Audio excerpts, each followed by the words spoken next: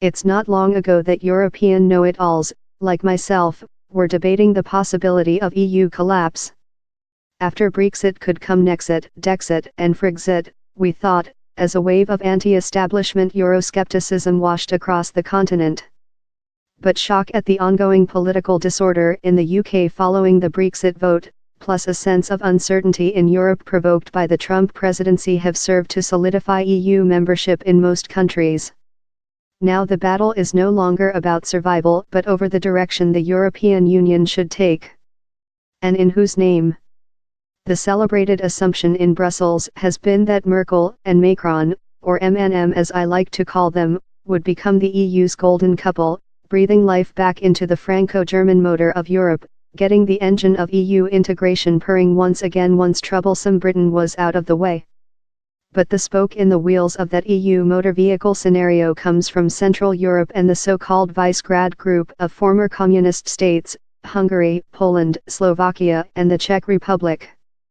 Otherwise known as the V4.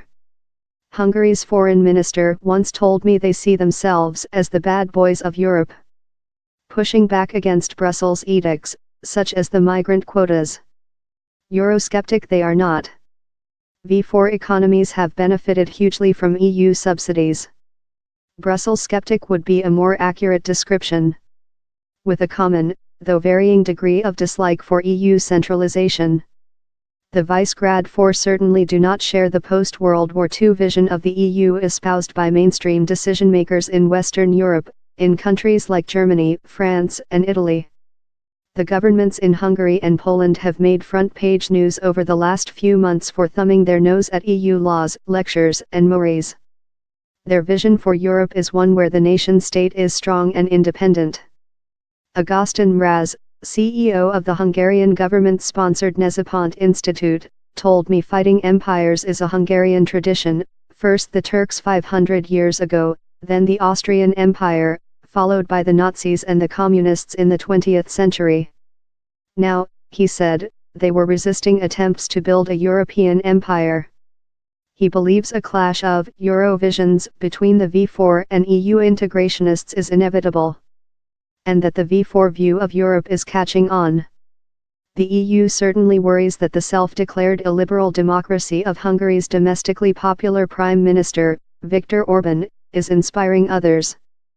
First Poland and now Romania have recently been chastised by Brussels over attempts to compromise the independence of their judiciary. Up the Danube in Vienna, meanwhile, the junior partner in the new coalition government, the infamously nationalist, Eurosceptic FPO party, has called for Austria to join the Visegrad group.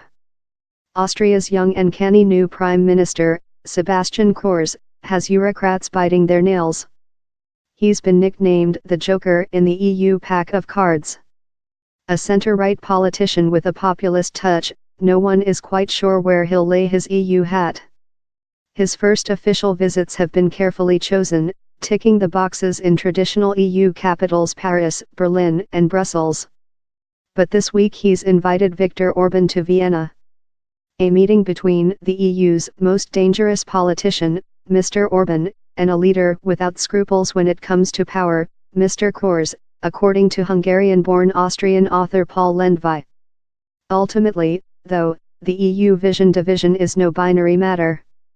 Look at Denmark, Sweden, and the Netherlands and you'll see there are nuanced positions between the Orban/Macron extremes.